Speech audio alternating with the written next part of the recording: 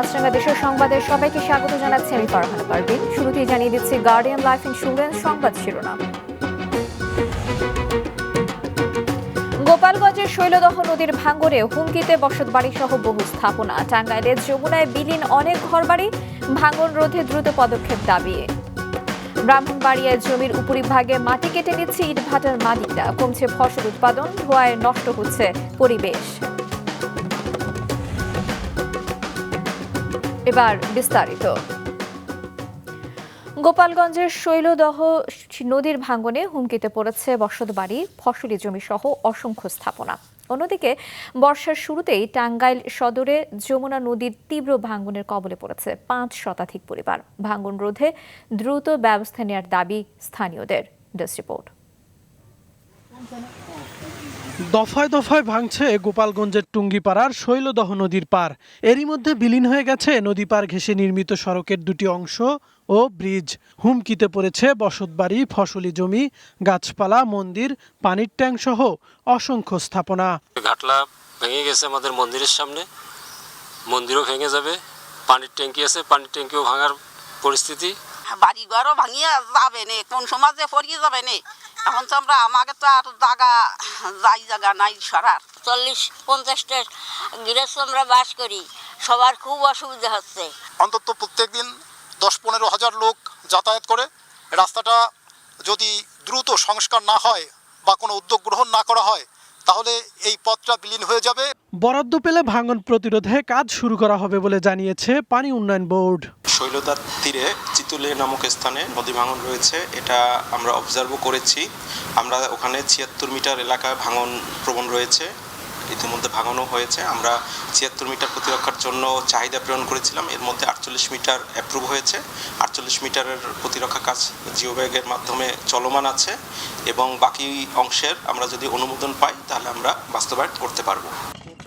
বর্ষার শুরুতেই টাঙ্গাইল সদরের কাকুয়া ইউনিয়নের ঝাউগাড়া হতে ওমরপুর দক্ষিণপাড়া পর্যন্ত প্রায় 5 কিলোমিটার এলাকা ভাঙনের কবলে পড়েছে। অনেকে আগেভাগেই সরিয়ে নিয়েছে বাড়িঘর, যারা সরাতে পারেনি তাদের সর্বস্ব বিলীন হচ্ছে নদীগর্ভে। 96 সালে যখন আমাদের ব্রিজ করলো, এই ব্রিজ করার পর যমুনা সেতুর পর থেকে আমরা ভাঙনের কবলে পড়ছি। কিন্তু কথা ছিল যে ব্রিজের পরে নদী রোধ করব এবং আমাদেরকে একটা রক্ষা করার চিন্তা ভাবনা করবো।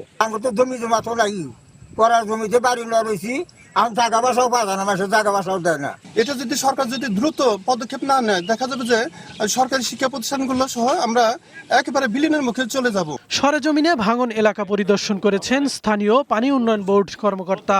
জানান, ঊর্ধ্বতন কর্তৃপক্ষের অনুমোদন পেলেই শুরু হবে ভাঙন প্রতিরোধের কাজ।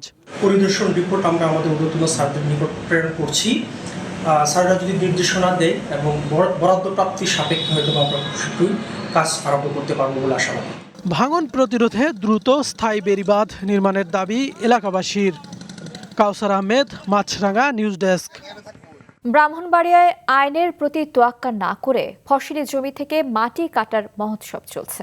প্রতিদিন কয়েকশো গাড়িতে দিনরাত বিরামহীনভাবে জমির উপরিভাগের মাটি কেটে নেওয়া হচ্ছে ইটভাটায়। উর্বর মাটি কেটে নেয় কমেছে ফসল উৎপাদন, আর ইটভাটার ধোঁয়ায় নষ্ট হচ্ছে পরিবেশের ভারসাম্য। ব্রাহ্মণবাড়িয়া প্রতিনিধি আশিক মান্নান হিমেলের তথ্য এবং ছবিতে ডেস্ক রিপোর্ট। প্রকাশ্যে চলছে জমির উপরিভাগের মাটি কাটা। 8 থেকে 10 ফুট গভীর করে নেওয়া হচ্ছে মাটি। ট্রাকে করে এই মাটি চলে যাচ্ছে আশেপাশের ইটভাটায়। প্রশাসনের নাকের ডগায় বসে এসব অবৈধ কাজে লিপ্ত ব্রাহ্মণবাড়িয়া জেলার এক শ্রেণীর প্রভাবশালীরা। জেলা সদর, সরাইল, বিজয়নগর, নাসিরনগর, আশুগঞ্জ সহ বিভিন্ন এলাকায় দেদারসে চলছে মাটি কাটা। কোথাও কোথাও পুকুর হয়ে যাওয়ার পরও সেখান থেকে ড্রেজার দিয়ে তোলা হচ্ছে মাটি। মাটি তোলার ফলে জমি হারাচ্ছে উর্বরতা। 4 থেকে 5 বছর সে জমিতে আর ফসল ফলানো যাচ্ছে না। এতে অপূরণীয় ক্ষতি হচ্ছে কৃষিতে। ক্ষেতগুলা নিচের দিকে চলে যাচ্ছে, ডাবতেছে, এখানে তো আর ধান হইতো না। সরকারকে বলি কেন এগুলো দেখে না? আইসা দৈরা পুলিশ আছে, আইসা দৈরা কটা টাকা দিলে জায়গা চলে জায়গা। জমিতে দেখেন কোথাও কোথাও এত গভীরতা করে পাশের জমিগুলো কিন্তু ক্ষতিগ্রস্ত হয়। তো এই বিষয়গুলা কিন্তু সামাজিকভাবে আমরা সচেতনতা করতে হবে, জনগণের সচেতন করতে হবে যে এইভাবে জমিগুলো ভবিষ্যতে আমাদের খাদ্যের হুমকি হওয়ার সম্ভাবনা থাকে। ভাটা মালিকরা প্রতিকানি জমির উপরিভাগের 1 ফুট মাটি কিনে নিচ্ছেন 30 থেকে 35 হাজার টাকায়। এককালীন টাকা পেয়ে জমির মালিকরাও বিক্রি করে দিচ্ছেন মাটি। কখনো ফাঁদে পড়ে মাটি বিক্রি করতে বাধ্য হচ্ছেন জমির মালিকরা। কাজ করতে আছি, কাজ করে যদি আইনের লোকে বাধা দিলে আমি করবো না। বাচ্চা কাচ্চা ঘুম ফারাম যাইতেছে না, মানে ঘুমের থেকে চিল্লে উঠে এমন বাড়িতে আওয়াজ। আস্তে আস্তে তো আসা যাওয়া করতে পারে, তাই না? সবে নিজে বাধা দিছে, এই বাধাটা মানে না।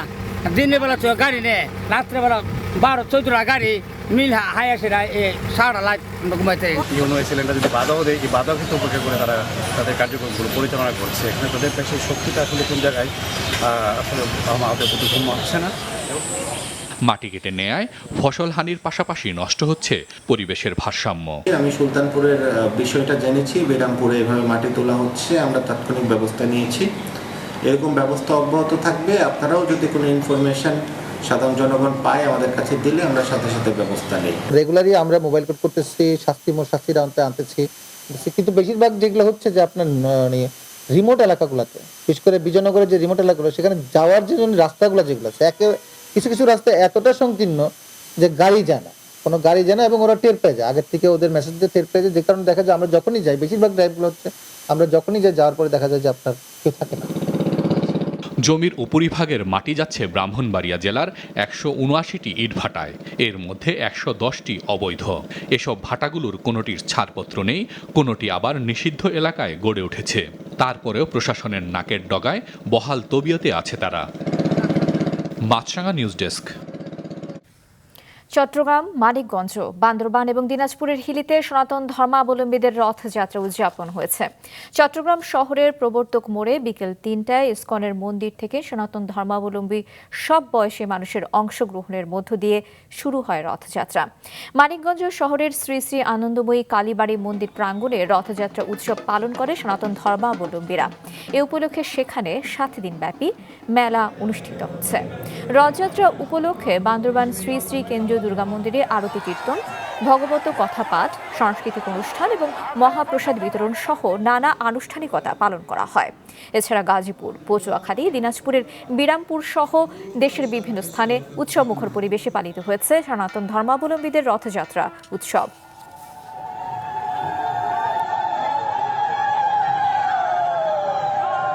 রথযাত্রা অনেক উৎসব হচ্ছে, উদ্যাপনা হচ্ছে, সবাই ভালো মতো কাটতেছি। আমার খুবই ভালো লাগছে, আর সবাইকে রথযাত্রা শুভেচ্ছা। সুষ্ঠু সুন্দরভাবে অনুষ্ঠিত হচ্ছে। জগন্নাথ, বলদেব, সুভদ্রা সকল দেশের মানুষের মঙ্গল বয়ে আনুক, এটাই কামনা করি। রথযাত্রায় যখন সকলে এই জগন্নাথ, বলদেব, সুভদ্রা মহারাজকে রথে দর্শন করে, তখন তারা পাপ থেকে মুক্ত হয় এবং মনুষ্য জীবন তাদের সফল করার জন্য এই রথে আগমন তাদের সার্থক হয়। মন্ত্রণালয়ের অনুমোদন জটিলতায় রাঙ্গামাটি জেনারেল হাসপাতালের 6 তলা নতুন ভবনে সেবা কার্যক্রম শুরু হয়নি। পুরনো ভবনে স্থান সংকুলন না হওয়ায় মেঝেতেই চিকিৎসা দেয়া হচ্ছে রোগীদের। দ্রুত হাসপাতালের কার্যক্রম চালু করার আশ্বাস দিয়েছেন সিভিল সার্জন। শঙ্কর হোরের তথ্য এবং ছবিতে ডেস্ক রিপোর্ট। 1984 সালে রাঙ্গামাটিতে চালু হয় 50 শয্যা বিশিষ্ট জেনারেল হাসপাতাল। সেটিকে কিছুটা সংস্কার করে এখন চিকিৎসা দেওয়া হচ্ছে 2 থেকে 250 রোগীকে। বেড না পেয়ে মেঝেতেই চিকিৎসা নিতে হচ্ছে রোগীদের। এই হাসপাতাল রোগী করতে পারতেছে না, খবর দিতে পারতেছে না। মানে এখানে অনেকগুলো রোগী আছে, যখন বেশি রোগী আছে তখন দেখবেন যে বেডে আর ফোলাচ্ছে না। চিকিৎসা সুবিধা বাড়াতে বর্তমান ভবনের পাশে 2019 সালে নির্মাণ কাজ শুরু হয় 11 তলার 250 শয্যা বিশিষ্ট নতুন ভবনের। সেখানে আইসিইউ, সিসিইউ, ডায়ালাইসিস সুবিধা, উন্নত ল্যাব সুবিধা ও একাধিক অপারেশন থিয়েটারের ব্যবস্থা থাকার কথা। 2023 সালে ভবনের 6 তলা পর্যন্ত কাজ শেষে কার্যক্রম শুরুর কথা ছিল, তবে আজও তা হয়নি। তাতে এখানে রোগী বেশি হয়ে যাচ্ছে, গাদাগাদি বেশি হচ্ছে, আমাদের কোনো কষ্ট হচ্ছে। এটা চালু হলে একটু আমাদের কষ্ট কম হবে। এটা যদি চালু হতো আমরা অক্সিজেন সুবিধা পেতাম, তারপর হচ্ছে আইসিইউ সুবিধা পেতাম, আর তাছাড়াও আমরা দূর দূরান্তে গিয়ে আমাদের চিকিৎসা সেবা করাতে হতো না। 100 শয্যার হাসপাতাল হলেও এটা আসলে বাস্তবে একটা 50 শয্যার ভবন। এই ভবনে জোড়াতালি দিয়ে আমরা 100 শয্যার রোগীদেরকে রাখতেছি। 100 শয্যার সিটের অধিক রোগী হলে সবাইকে আমরা ফ্লোরে দিচ্ছি। আমাদের নতুন ভবনের প্রয়োজন, না হলে এই রোগীগুলোকে ফ্লোরে ঠাঁই দেওয়া আমাদের জন্য কষ্টকর হয়ে যাচ্ছে। জানা গেছে এখনো বিদ্যুৎ সংযোগ না মেলাতেই কাজ শুরু করা যাচ্ছে না ওই ভবনে। তবে গণপূর্ত বিভাগ বলছে ভবন বুঝে নিতে তারা সিভিল সার্জনকে চিঠি দিয়েছে। এদিকে সিভিল সার্জন বলেছেন মন্ত্রণালয়ের অনুমোদন পেলেই কার্যক্রম শুরু করবেন তারা। রাঙামাটি সদর হাসপাতালের 100 বেড থেকে 250 বেড উন্নীতকরণ প্রজেক্টের ডিপিপি অনুযায়ী সকল ধরনের কাজ শতভাগভাবে সম্পন্ন করা হয়েছে এবং আমরা সেটার ইনভেন্টরি লিস্ট করে সেটা সংশ্লিষ্ট কর্তৃপক্ষের কাছে হস্তান্তরের জন্য পত্র দিয়েছি। গণপূর্ত থেকে এখনো বুঝে নিইনি, আমি যতটুকু দেখেছি যে এটা কাজটা প্রায় সমাপ্তির দিকে, তো সম্ভবত আমরা খুব শীঘ্রই আমরা এটা বুঝে নিতে যাচ্ছি। যদি পাই তাহলে সেটা আমরা সেবা দেওয়ার ক্ষেত্রে এটা হবে একটা আমাদের জন্য একটা যুগান্তকারী বিষয়। 250 শয্যা বিশিষ্ট হাসপাতালের নতুন এ ভবনটির নির্মাণ ব্যয় হয়েছে 35 কোটি টাকা। মাছরাঙা নিউজ ডেস্ক। নিয়ন্ত্রণে আসছে না সারা দেশের ডেঙ্গু পরিস্থিতি। প্রতিদিনই দেশে বিভিন্ন জেলায় বাড়ছে নতুন করে আক্রান্ত রোগীর সংখ্যা। গত 24 ঘন্টায় সারা দেশে ডেঙ্গুতে আক্রান্ত হয়ে 2 জনের মৃত্যু হয়েছে। এখনও ডেঙ্গুতে সবচেয়ে খারাপ অবস্থা বরগুনার। জেলায় নতুন করে আক্রান্ত হয়ে হাসপাতালে ভর্তি হয়েছেন 70 জন। এ নিয়ে মোট 2711 জন ডেঙ্গু আক্রান্ত হয়েছে। এদিকে বরিশালে শেরেবাংলা মেডিকেলে চিকিৎসাধীন অবস্থায় একজনের মৃত্যু হয়েছে। এ নিয়ে শুধু জুন মাসেই 3 জন ডেঙ্গু রোগীর মৃত্যু হয়েছে।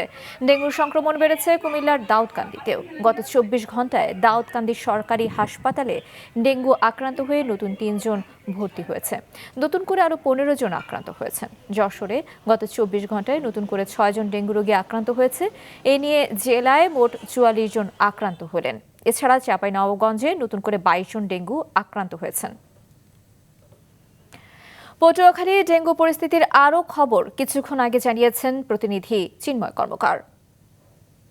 গত 24 ঘন্টায় পটুয়াখালী জেলায় 7 জন রোগী নতুন করে ডেঙ্গু শনাক্ত হয়েছেন এবং জেলায় প্রায় 564 জন রোগী এই মুহূর্তে বিভিন্ন হাসপাতালে চিকিৎসা নিয়েছেন বলে আমরা সিভিল সার্জন কার্যালয় মারফত জানতে পেরেছি।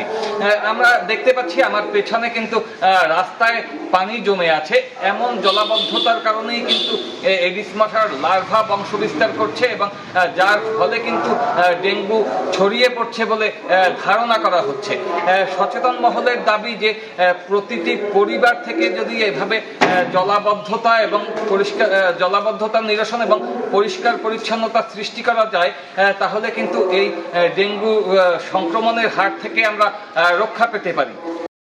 শরীয়তপুরে গেল কয়েকদিন ধরে বেড়েছে ডায়রিয়া, নিউমোনিয়া সহ ঠান্ডাজনিত রোগীর সংখ্যা। এদের মধ্যে শিশু এবং বৃদ্ধের সংখ্যা বেশি। হঠাৎ রোগী বাড়ায় স্থান সংকুলান হচ্ছে না হাসপাতালগুলোতে। মেঝেতেও চিকিৎসা নিতে হচ্ছে অনেককে। হিমশিম অবস্থা দায়িত্বরত ডাক্তার এবং নার্সরা।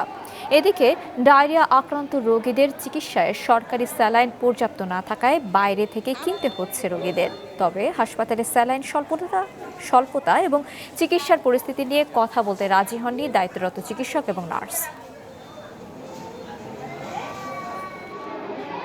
যুক্তির মুগ্ধতায় নবদিগন্তের প্রত্যাশায় প্রতিপাদ্যে জামালপুরে শুরু হয়েছে ইউনাইটেড ট্রাস্ট ও United Public School and College প্রথম NDF-BD জাবি বিতর্ক উৎসব।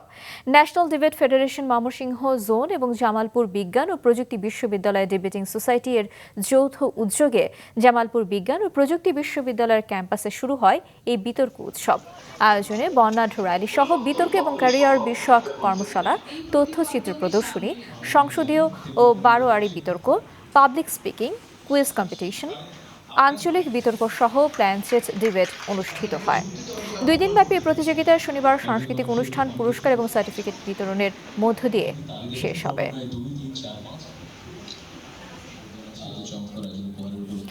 মংলা বন্দরের পরশুর নদীতে 914 মেট্রিক টন ফ্লাই অ্যাশ বোঝাই MV মিজান 1 নামের লাইটার জাহাজ ডুবে গেছে। ভোরে মংলা নদী এবং পরশুর নদীর ত্রিমোহনা সংলগ্ন এলাকায় এই দুর্ঘটনা ঘটে। এ ঘটনায় ডুবে যাওয়া লাইটার জাহাজের মাস্টার সহ 10 নাবিকের কোনো ক্ষতি হয়নি।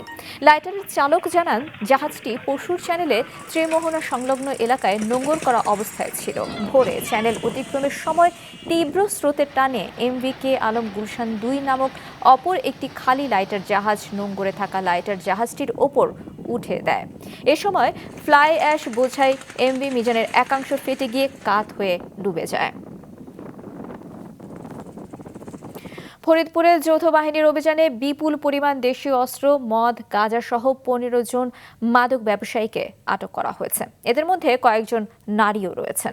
শহরের লক্ষ্মীপুরের রেল বস্তিতে অভিযান চালিয়ে এই মাদকদ্রব্য উদ্ধার করা হয়। যৌথ বাহিনী জানায়, দেশব্যাপী সন্ত্রাস এবং মাদক নির্মূলের অংশ হিসেবে শহরে গত রাত 11টা থেকে রাত 4:30 পর্যন্ত তাদের অভিযান পরিচালনা করা হয়। অভিযানকালে বস্তির বিভিন্ন মাদক ব্যবসায়ীর ঘর থেকে চাইনিজ কুড়াল, রামদা, চাকু, চাপাতি হ্যামার সহ 75টি দেশীয় অস্ত্র, 19টি ফোন, 45.5 কেজি গাঁজা, 337টি ইয়াবা, হেরোইন 211, মদ সহ 15 মাদক ব্যবসায়ীকে আটক করা হয়। পরে আটককৃত মাদক ব্যবসায়ীদেরকে আইনি ব্যবস্থা গ্রহণের জন্য থানায় পাঠানো হয়েছে। এ ধরনের অভিযান চলমান থাকবে বলেও জানিয়েছে যৌথ বাহিনী।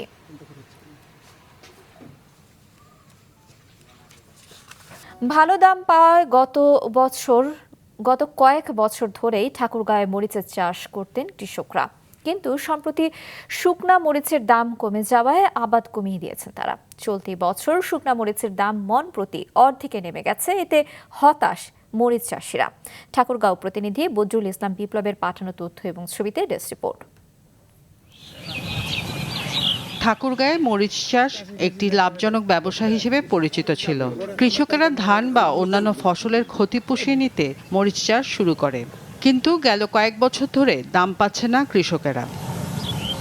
চলতি বছর জেলার 2100 হেক্টর জমিতে মরিচ আবাদের লক্ষ্যমাত্রা ধরা হলেও আবাদ হয়েছে 1970 হেক্টর জমিতে। গেল মৌসুমের মতো এই মৌসুমে শুকনো মরিচের দাম কম। এই বছর প্রতিমণ বিক্রি হচ্ছে 4 থেকে 4,500 টাকায়, যা গেল বছর বিক্রি হয়েছিল 7 থেকে 8,000 টাকায়। এতে বিপাকে পড়েছেন কৃষকেরা। 3 বিঘা মাটি, মোটামুটি 1 লক্ষ টাকা খরচ। সেই খরচ থেকে দেখতেছি, এখন হিসাব করে দেখতেছি যে না, এটাতে আমার কোনো উন্নতি হবে না। মনে করেন 1600 টাকা তোমার হইল তুরা নিয়ে লাগছে, হাল খরচ আছে, হ্যাঁ, সার আছে, বিষ আছে, কিবা করে ওই হিসাব করে দেখছি মানে প্রচুর লস। 4 বিঘা ইন টোটাল খরচ করছি আমি 2,80,000 টাকা। মাটি ভাড়া হলো 80,000 টাকা, মোট হলো 3,60,000 টাকা। স্যাম কোয়ালিটি মরিচ বেচছি 1,80,000 টাকা, বাকি বাদ 2,30,000 টাকা আমার এই পর্যন্ত লস। শুকনো মরিচ আরও 2-1 মাস পর বিক্রির পরামর্শ দিয়েছেন কৃষি সম্প্রসারণ বিভাগের উপপরিচালক। বর্তমানে যে দাম কম পাচ্ছে, সেক্ষেত্রে আমরা কৃষকদেরকে পরামর্শ দিয়ে থাকি যে কৃষকরা যেন এটি শুকিয়ে সংরক্ষণ করে যদি পরবর্তী 1 থেকে 2 মাস পর যখন বাজার মূল্য বৃদ্ধি পাবে, তখন এই মরিচটা বিক্রি করলে তারা লাভবান হতে পারবে। চলতি বছর জেলায় 4,410 মেট্রিক টন শুকনো মরিচ উৎপাদনের লক্ষ্যমাত্রা ধরা হয়েছে। মাছরাঙা, নিউজ ডেস্ক। জেলেদের বরাদ্দের জন্য 1800 কেজি চাল 2টি দোকান থেকে জব্দ করেছে প্রশাসন। সদর উপজেলার 7 নম্বর ঢালুয়া ইউনিয়নে পরিষদের সামনে মিলন গাজীর দোকান থেকে 1050 কেজি চাল জব্দ করে প্রশাসন। খবর পেয়ে সহকারী ভূমি কমিশনার ওই দোকানিকে 3,000 টাকা জরিমানা আদায় করে।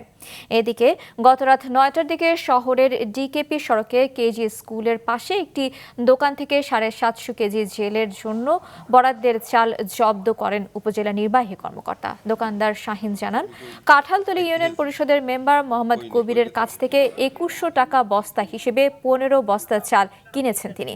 এই ঘটনায় কাউকে গ্রেফতার করা হয়নি। জব্দ করা চাল সদর থানার হেফাজতে রাখা হয়েছে। উপজেলা নির্বাহী কর্মকর্তা বলেন, উদ্ধার করা চাল যাচাই বাছাই করে আইনানুগ ব্যবস্থা নেওয়া হবে।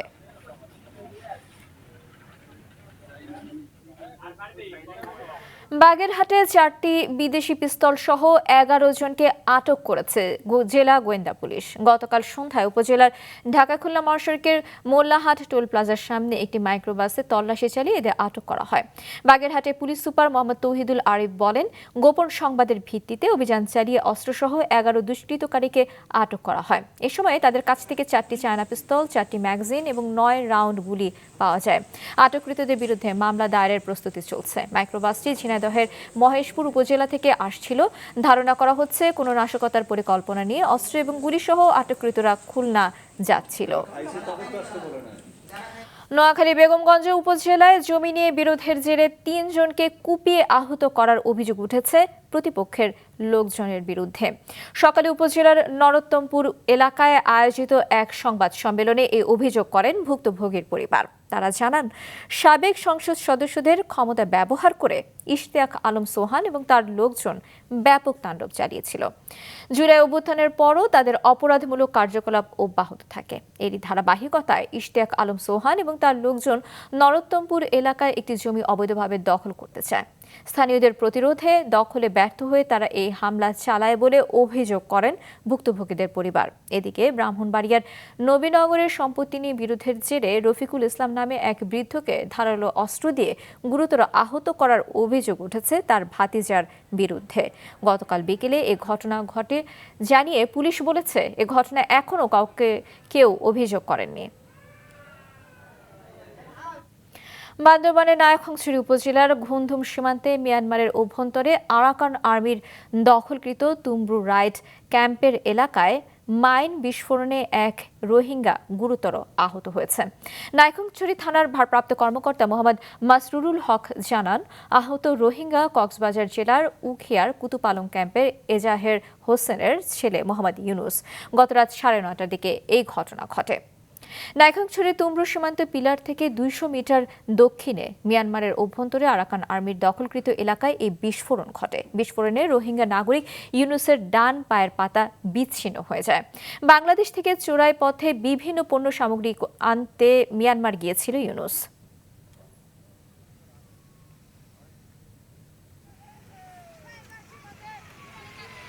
পাবনায় সেরা সাঁতারুর খোঁজে বাংলাদেশ শীর্ষ প্রতিভা অন্বেষণ কার্যক্রম অনুষ্ঠিত হয়েছে।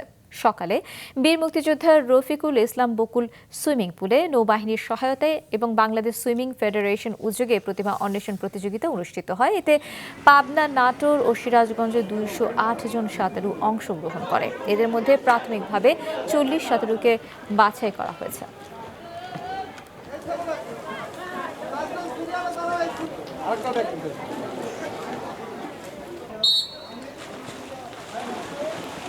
মাছরাঙা দেশের সংবাদ শেষ করার আগে গার্ডিয়ান লাইফ ইন্স্যুরেন্স সংবাদ শিরোনামগুলো আরও একবার।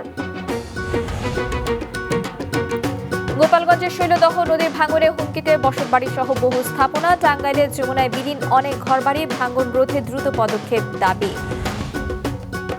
ব্রাহ্মণবাড়িয়ায় জমির উপরিভাগের মাটি কেটে নিচ্ছে ইটভাটার মালিকরা।